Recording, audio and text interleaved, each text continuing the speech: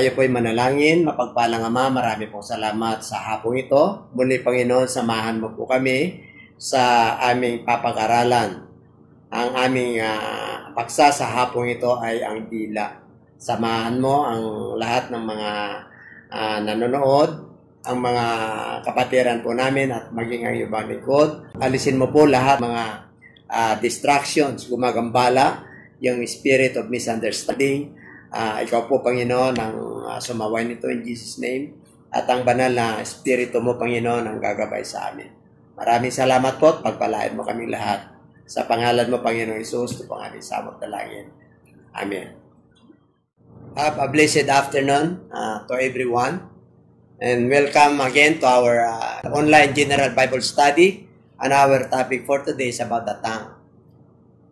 In the book of James chapter 1 verse 26. If anyone among you thinks he is religious and does not bridle his tongue but deceives his own heart, this one's religion is useless. Kung inaakala ng sinuman na siya religyoso, subalit hindi pinipigil ang kanyang dila, kundi dinadaya ang kanyang puso, ang relihiyon ng taong yon ay walang kabuluhan. So napakahalaga po pagdating po sa paghahayag ng salita ng Diyos, yung dila. Ang sabi po ron, kung hindi raw natin kayang pigilin ng ating dila, dinadaya lang natin ang ating mga puso. Kaya nais ng Lord na yung ating pagpapahayag ay may kabuluhan. There is the power of tongue. In the book of Proverbs 18:21. Death and life are in the power of the tongue, and those who love it will eat its fruit. Dito nakasalalay po ang kamatayan at ang buhay. Kasi makapangyarihan po ang gawa ng dila. At yung mga nagmamahal nito, ay yun ang mangyayari sa kanya. Kakainin nila ito. Ibig pong sabihin, mamimili po yung tao. Kung masama yung kanyang nagmumula sa kanyang bibig, yun ang mangyayari po sa kanya. Kaya sabi po riyan, death and life. So dito po nakasalalay sa ating mga dila ang kamatayan at ang buhay. James chapter 3 verse 8. But no man can tame the tongue. It is an unruly evil, full of deadly poison. Subalit ang dila hindi napapaamo ng tao. Isang hindi napipigil lang kasamaang puno ng lasong nakamamatay. So, ang gusto ng Lord, mayroon tayong tinatawag na pagpigil. Taming the tongue. Hindi pwedeng kailan pag nagsalita po tayo ay mag-isip po tayo. Baka yung ating sinasabihan ay nasasaktan o kaya masakit po tayong magsalita. Ayaw ng Lord yun. Kasi ang gusto niya, nakokontrol po natin ang ating dila. Wala pong iniwan po yan sa kabayo. Ang kabayo po, kung mapapansin nyo, may bridle po siya. May bukado. Kaya pagka gustong pigilin ng hinete, yung kabayo, ay hinihila niya yung kanyang bukado para mapigil po yung kanyang pagtakbo. Ganon din po sa barko. Mayroon tinatawag na rudder. Yung timon ng barko na maliit na portion ito. Pero ito po yung nagbibigay direksyon. Napakalaki po yung barko, pero napakaliit po yung timon. Kaya dito po yan tulad po ng ating Panginoon, ng Bible, na ang dila talaga ay isang deadly poison na kakalason. Nakapangwasak po yan ang buhay ng iba. Kaya there is the taming of the tongue. Kailan makontrol po natin? Ang sabi po ng Bible na pag ang isang tao raw ay nakokontrol niya ang kanyang dila, ay isang matalino raw po.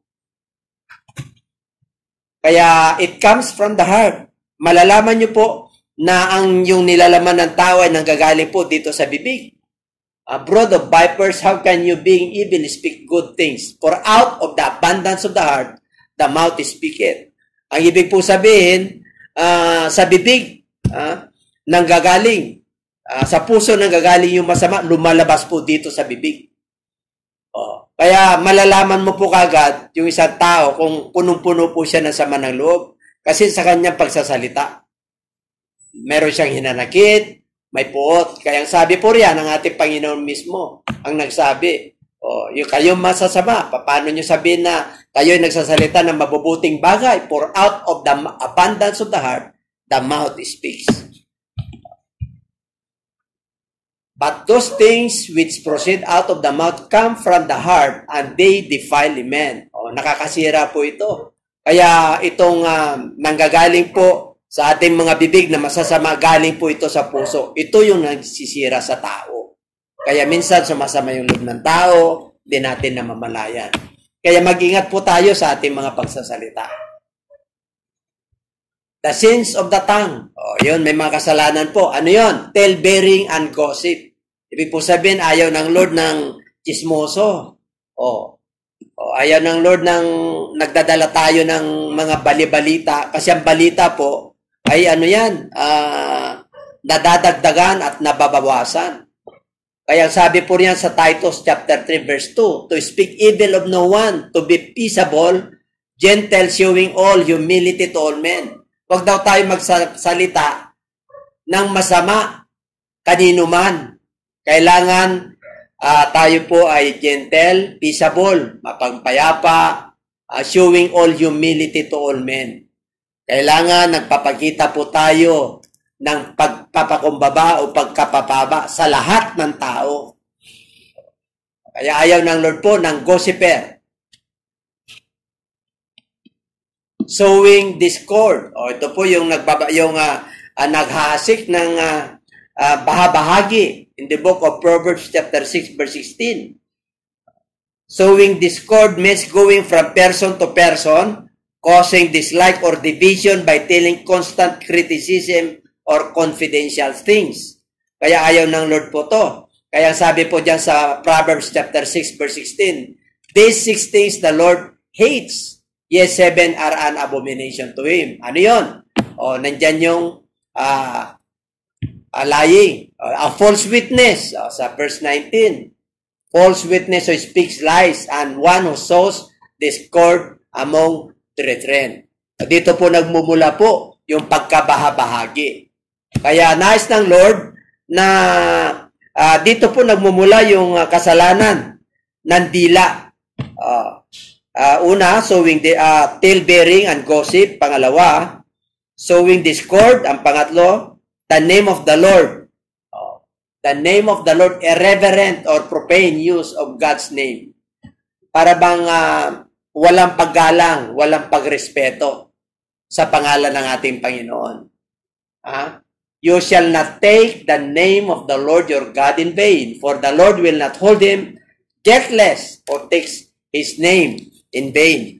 Kaya hindi po, napapatawad po to. Sabi po riyan sa Exodus 20 verse 7, huwag mong banggitin ang pangalan ng Panginoon mong Diyos sa walang kabuluhan, sapagkat hindi pawawalang sala ng Panginoon ang sinumang gumagamit ng kanyang pangalan sa walang kabuluhan. Kaya sa panahon po natin ngayon, talaga naman yung pangalan ng ating Panginoon ay kailangan meron tayong paggalang, meron tayong pagrespeto. Ang tawag po yun, reverence. Kasi po, sa pangalan ng ating Panginoong Hesus, talagang ang demonyo lumalayas. Yung mga may karamdaman, gumagaling. Yung mga sinisikil ng kaaway ng demonyo, ay talaga naman napapalaya po sila. Kaya matindi po yung pangalan ng ating Panginoong Hesus. Kaya itong ating dila, gamitin po natin ito sa pagpuri, sa pagsamba, sa paggalang sa ating Panginoon. Filthy communication. Pag sinabing filthy communication po, dirty jokes, yan, yung mga green jokes. Ayaw ng Lord yung dirty jokes. Yung dirty jokes po, yung bang nakakatawa pero may nasasaktan. Ayaw ng Lord yun. Pwede pa naman magpatawa tayo na walang nasasaktan. Pwede naman tayong magkaroon ng biro. Ayaw ng actions or words suggestive of something indecent. Kaya ayaw ng Lord po maging sa ating mga pananalita, maging sa ating mga pagkilos. filthy communication. But now you also put all this filthy communication out of your mouth. Kaya sabi ng Lord, itakwil nyo lahat to, alisin nyo lahat ito. O yung mga puot, yung mga anger, galit, malice, blasphemy, and filthy language out of your mouth. Ayaw niya talaga yung mga maruruming bagay na narinig na galing sa ating mga bibig. Lying. Ayaw ng Lord ng sinungaling. Kasi po, yung iba talaga namang akala nila ang kasinungalingan po ay parang expressions. Para bang ordinary lang na magsinungaling. Ang Lord po sa Bible, talagang maging sa Ten Commandments, ayaw ng Lord ng bear false witness. Ayaw niya yung mga false witnesses. Ayaw niya yung masinungaling. Kaya sabi po sa Book of Revelation chapter 21 verse 8, but the cowardly, mga duwag, cowardly, unbelieving, abominable, murderers, sexually immoral, sorcerers, idolaters, and all liars. Yung all liars shall have their part in the lake which burns with fire and brimstone, which is the second death. Kaya matindi po itong dila na to. Ngunit sa mga duwag, sa mga hindi mananampalataya, mga karumal-dumal, mga mamamatay tao, mga mapakiapid, mga mangkukulam, may mga mangkukulam po, mga sumasamba sa Diyos-Diyosan, at sa lahat ng mga sinungaling. Lahat daw ng sinungaling. Kaya hindi pwedeng white lies, green lies, red lies, basta sinungaling. Yung mga flattery words, yung mga may bulaklak na sinasabi, para makuha niya lang yung kanyang gusto. Ayaw ng sinungaling. Ang kanilang bahagi ay salawa na nagliliyab sa apoy at asopre na siyang ikalawang kamatayan. Yung unang kamatayan, yun yung pagtawag, paglibing sa simenteryo, yun yung unang kamatayan. Yung espiritu bumabalik sa Diyos, yung katawan babalik sa alabok, at yung kaluluwa, yun yung hahatulan, yun yung lalagyan muli ng laman na hindi namamatay. At yun yung parurusahan. Yun ang second death. Kaya grabe po ang sinungaling, nakalabagay pa po sa pangalawang kamatayan. Kaya ayaw po ng Diyos talaga ng sinungaling. Kaya ngayon, ingatan po natin lagi ang ating mga pagsasalita. Kasi po, dito po nakasalalay ang kamatayan at buhay. Tulad ng nabasa po natin kanina sa Book of Proverbs chapter 18:21. Kaya dito po, ang nais ng Lord na sabi niya sa Colossians chapter 3 verse 8. But now you yourselves are to put off all these things. Anger, wrath, malice, blasphemy, filthy language out of your mouth. Ngunit ngayon ay itakwil ninyo ang lahat ng mga ito. Galit, puot, masamang pag-iisip. Ayaw ng Lord ng masamang pag-iisip, yung malisyoso. Panlalait, ayaw ng Lord yun. Nilalait mo yung isang tao. Filthy language, mga maruruming pananalita mula sa inyong mga bibig. Ayaw ng Lord po. Kaya yung iba, lalo na yung mga sabi na po natin na mamatataas, magsalita. Yung mga iba naman talagang mga boss. Hindi naman lahat. Mga mayayaman, mga pinag-aralan. Talagang matatayog po sila. Kaya pag sila po ay nag-utos o nagsalita sa kanilang mga subordinates, ay talagang kasama nila yung kanilang pagka-authoritative. Pero kahit na nasa authority po tayo, binigyan po tayo ng pagkakataon na magiging master or boss or sir sa isang kumpanya, kailangan kontrolin po natin yung ating mga dila. Bridle our tongue. Nais ng Lord na yung dila po natin ay mapangalagaan. Even so, the tongue is a little members and boast great things. O, tingnan niyo po. Grabe po. Maliit na parte ng katawan po yan. Pero matindi po yan. Sa Book of James.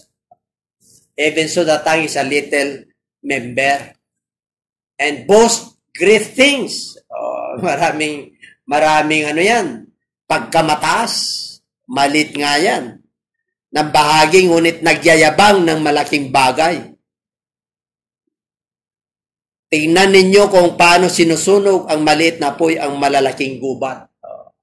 Iniyan tulad po ito sa gubat, a forest little fire kindles, and the tongue is a fire, a word of iniquity. The tongue is so set among our members that it defiles the whole body, and sets on fire the course of nature, and it set on fire by hell.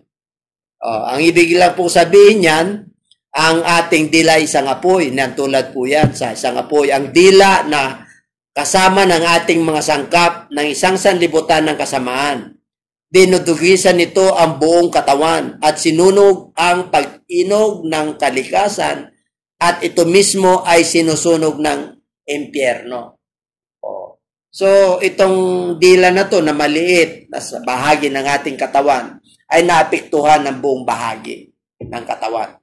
Kaya, hingatan po natin kasi inantulad po yan sa isang forest, isang gubat na maliit lang po yung apoy, kaya niyang sunugin.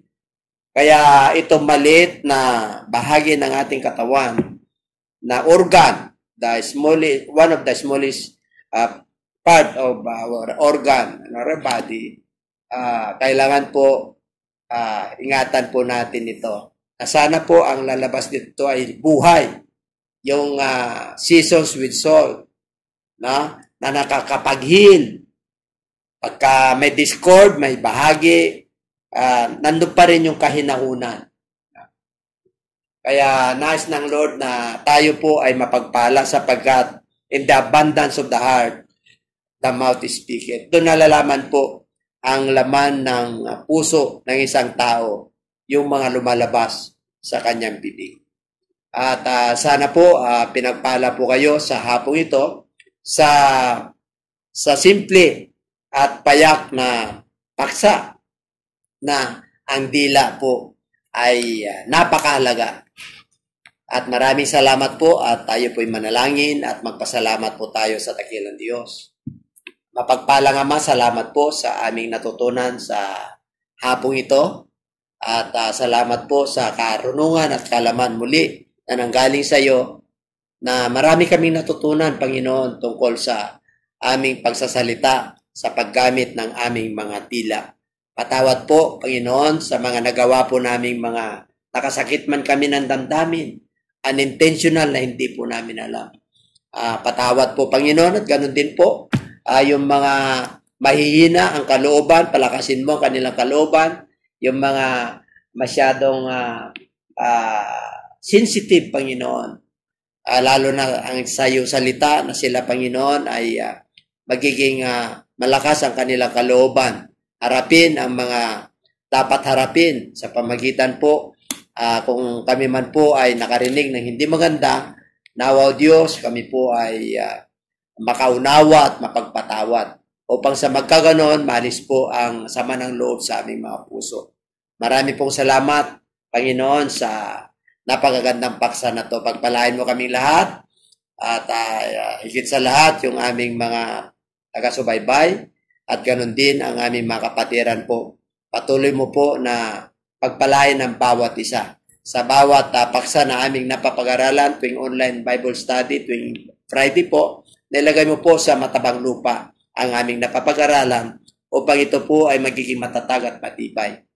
Maraming salamat po. Sa pangalan mo, Panginoong Hesus, ito po ang aming samot na langit. Amen.